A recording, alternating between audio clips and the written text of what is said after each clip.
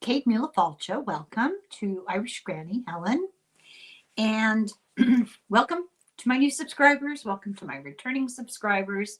This is the first episode in a few parts. I don't know how deeply we will go into it.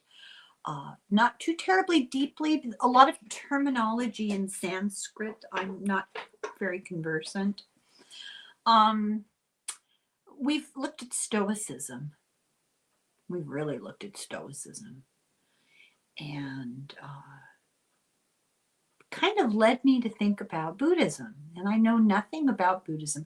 I took a class in high school. We were required, good little Catholic girls, we were required for a year to study comparative religions. Our teacher was a woman who was a Hindu, and she was very interesting. And she was an aging Caucasian Hindu. So, not what you might think if you imagine a teacher of Hindu. But she was teaching all comparative religions, and we got deep into Buddhism. I think we had to read some of the Vedic stuff, and we had to read the Mahabharata. I think that maybe that's Hindu. I don't. They did such a good job of teaching me. I mean, this is 1960s. It's been a few days. So this was interesting. I did a very superficial overview, and we may choose topics to dig more deeply into, but I thought first we'd just do this overview, and it's going to take a couple of videos because I don't want to linger on this too long. It can get kind of dry. And I have a very good friend who happens to be a Buddhist. You may know her, somebody called Allie from Heart and Soul Connected, and she has very graciously agreed to join me and explain Buddhism. So I will have questions for her, and if you have questions, put them below in the comments. So this is part one, Buddhism, and this is a worldview, a philosophy. Some would call it a religion, even that is debated, that is dedicated to the teachings of the enlightened one. It's a Sanskrit word. Buddha was, in Buddhist scripture, a shramana, which is basically, from what I got, a shaman type person, one who labors, toils, or exerts himself for some higher or religious purpose, a seeker or ascetic, one who performs acts of austerity. Shamanic tradition includes the belief systems of Jainism, Buddhism, and some others that I've never heard of, and they were difficult to pronounce. And I thought, okay, I'm tempting you with some information, and if you really want to dig deeper, you can. I don't want everybody's eyes to cross because it gets too dry. Buddha was the awakened one, and he's mentioned in early texts that don't agree with each other. There's a lot of disagreement in Buddhism. I was surprised. I thought it was this sort of, Zen, kind of calm, non-emotional type of belief system. But there's a lot of differing viewpoints about a lot of differing things. But it's difficult to prove the details of his early life and the dates with any kind of precision. First of all, I'm going to make a parallel. I'm not saying they're the same thing. I'm just doing a parallel. The scriptures of Christianity, the whole was Jesus real thing. A lot of people say yes, but a lot of people say, well, probably not, maybe. It's debatable. Does it matter? Is it the message or is it the man? I guess the notion of an enlightened, advanced being is an important one. So about the 5th century BCE, before the Christian era, that's the old BC, before Christ, he came from the Gautama family or the Siddhartha family. Now, there's a great book called Siddhartha by Hermann Hesse. We had to read that in high school too. Just FYI, there are broad swaths of this country where in high schools now, nobody ever has to read a novel. I'm busy having my mind blown. Anyway, Siddhartha is Hesse's book about the Buddha, and you might want to read that. It's a small book. It's not easy, but it's a good book. He was born and grew up in Nepal, allegedly, near the Nepalese Indian border. Some sources say that there are these facts about him, but just keep in mind, nobody completely agrees. His father was Suddhodana. His mother was Queen Maya. Other scholars say, well, now wait a minute. He was born in Shakya, a small oligarchical community, possibly ruled by republic-like council with no ranks. So his mother was Queen Nobody. But he was from a family that had power and position that arose from their seniority. Stories about him often are invented or interpolated later into text. So grain of salt, you know. Then there's this big controversy that was he or was he not of the warrior class Kshatriya? There's no proof. I mean, we're talking a very long time ago. Some texts claim that he was moved by the suffering of life and death and its endless repetitions because of rebirth, and therefore he began a quest to find liberation from suffering.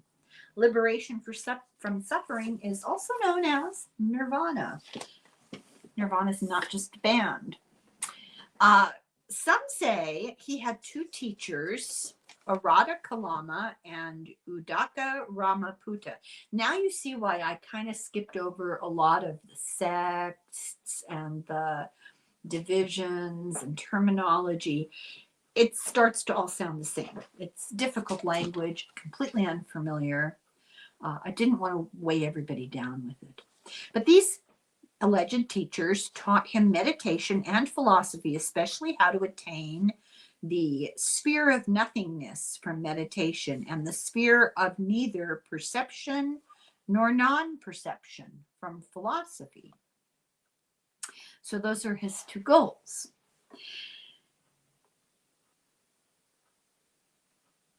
So these goals are not enough to achieve nirvana. Therefore, you have to practice also severe asceticism, fasting, breath control, and an extreme, I would call it extreme example of that would be the yogis who are really skinny and don't eat, and they sit in the lotus position meditating all day and supposedly levitate.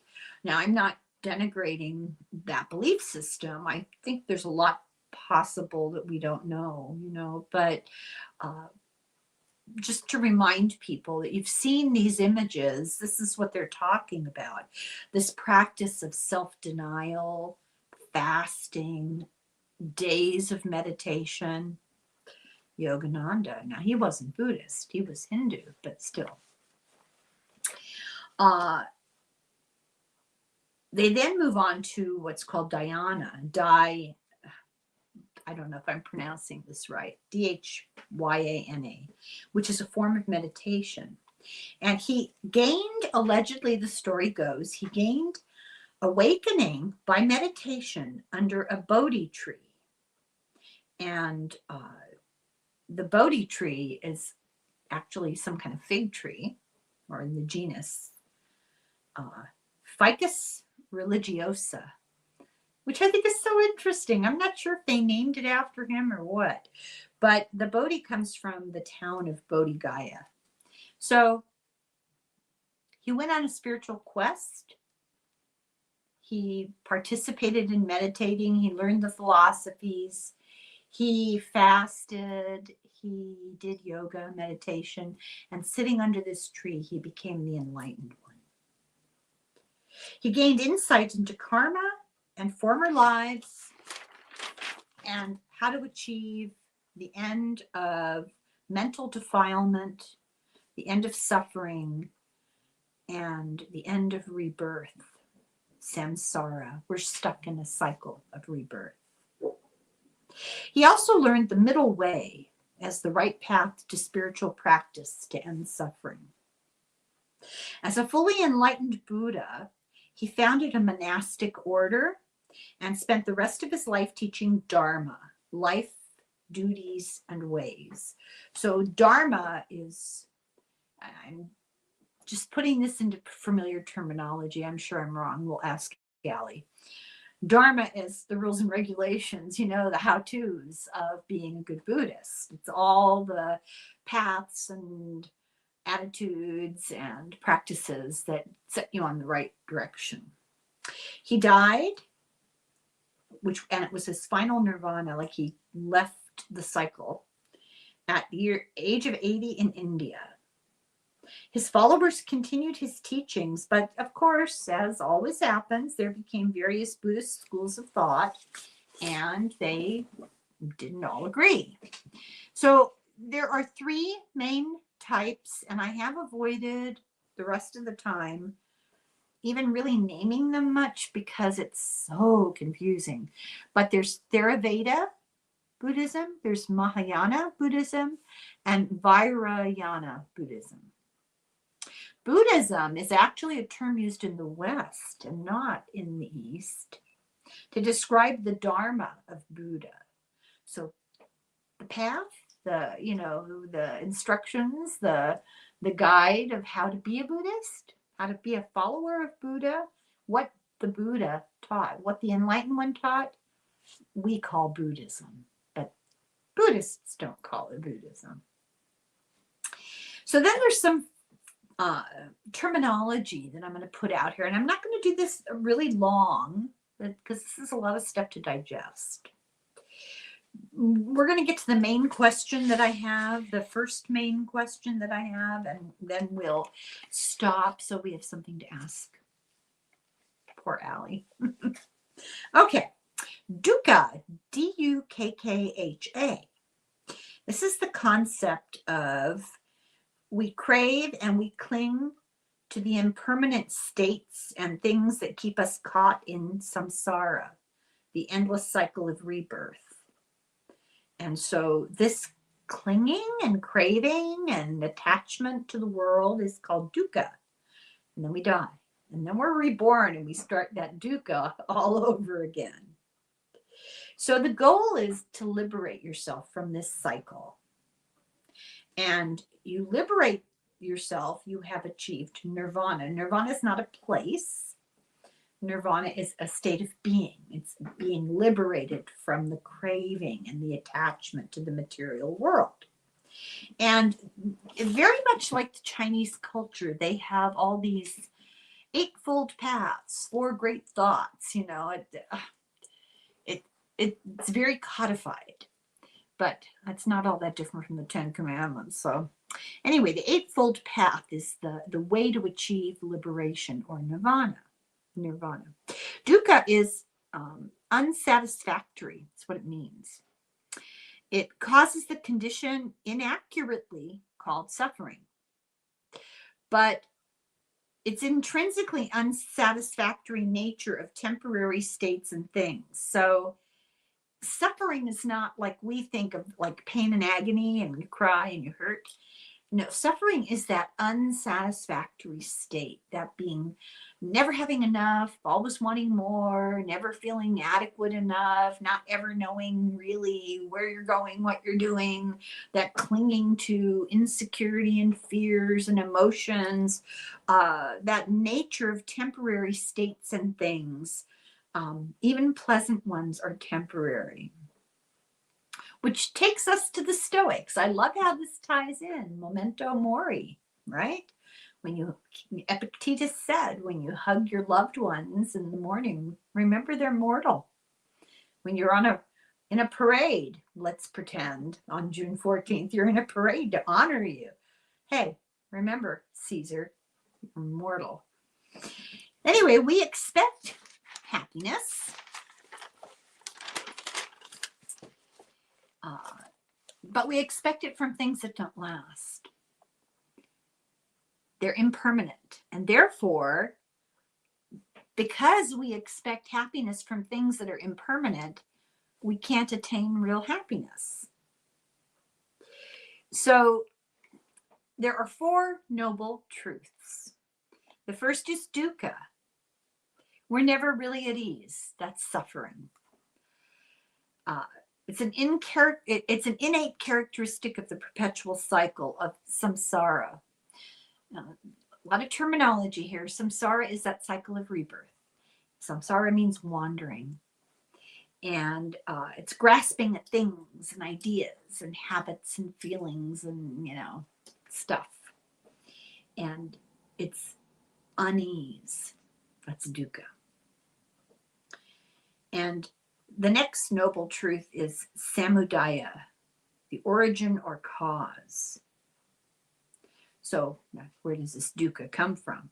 It's caused by craving, desire, attachment. And the word for that means thirst, tana. So unease or suffering has a cause, a samudaya. The cause is the thirst, craving. The third noble truth is mirada. I hope I said that right. It means a cessation, an ending. And this truth tells us that dukkha, the suffering, the unease can be ended and can be contained by letting go of tana. Let go of the thirst. Stop craving. Stop yearning. Stop wanting and needing and getting and spending. We lay waste our power. Nothing we have in nature that is ours. Is that how it goes? It's a poem, sorry. Anyway, the fourth noble path is marga, which is the path. And that is the path to the confinement of tana and dukkha. So you've got this suffering, this unease that keeps us in a cycle of rebirth. And if we can get rid of the tana, the thirst, and there's a path, marga. So if we can define that path and follow that path, we can break the cycle and achieve nirvana. Buddhism. Buddhism says the idea that anything is permanent is ignorance or misperception. And this is the source of that clinging, that dukkha, that unease. And how do you get rid of that ignorance? Well, you counter it with insight. There are 3 marks of existence that characterize all phenomena. Some of this gets kind of confusing, so here we go. The first is dukkha, unease or suffering, characterize life, okay. The next is anicca, impermanence. Okay, we have suffering, clinging, that sense of never having it, being uneasy. We cling to the things of the world. And then the third one, and this is one of the things we have to ask Ali about because I'm not sure I understand this, is anatta, the non-self. Living things have no permanent, immanent soul or essence. I wasn't sure I understood that. If you don't have a soul, what's going on here? So we're going to ask Ali about that. And then there is a fourth mark of existence that some Buddhists believe and others don't. And this is nirvana, is peace. So let's talk about this cycle of rebirth. This is the wandering, the cycle of samsara. The cyclicality of all life, matter, existence. This is the theory of rebirth. This is the fundamental concept of Buddhism, is based on the belief of birth, life, death, rebirth. So reincarnation is fundamental to Buddhism. FYI, before the Nicene Council, many Christians were believers in reincarnation. I am the light and the way. Those who believe in me will live again. Samsara, that cycle, is dukkha, that unsatisfaction, that sense of unease, that clinging, perpetuated by desire and ignorance and the resulting karma that amasses. We'll talk about that. The foundation of Buddhist thought is nirvana, liberation from samsara, which is the cycle of existence. So the whole goal of Buddhism is to break that cycle and enter a state of nirvana. The goal is the blowing out of samsara, the ending of the cycle through insight about the goal of impermanence and non-self. And then this is where I have all kinds of question marks. So we're going to ask Allie when I talk to her here later. I don't know what day this will be up, so sometime this week. I'm going to ask her about the non-soul, the non-self. What do we really mean by that? Individuality, soul, self-knowledge? I don't know. We're going to find out. So that's the beginning introduction to Buddhism. That's a lot. But just remember, dukkha, clingy, bad, unease, suffering, some might call it. Samsara is that cycle that gets you back into rebirth. The goal, liberation, nirvana. Not my favorite band. Okay, that will be all. No homework. We will return to this in the next week or so. I'm sure Allie will be more than happy to share her real knowledge of Buddhism. It'll be great. And if anybody knows an expert on Buddhism who'd like to join me for a conversation, let me know. And in the meantime, thank you everybody so much for going on this little journey of exploration and spiritual growth with me and all three of you. Slanga foil, slanja.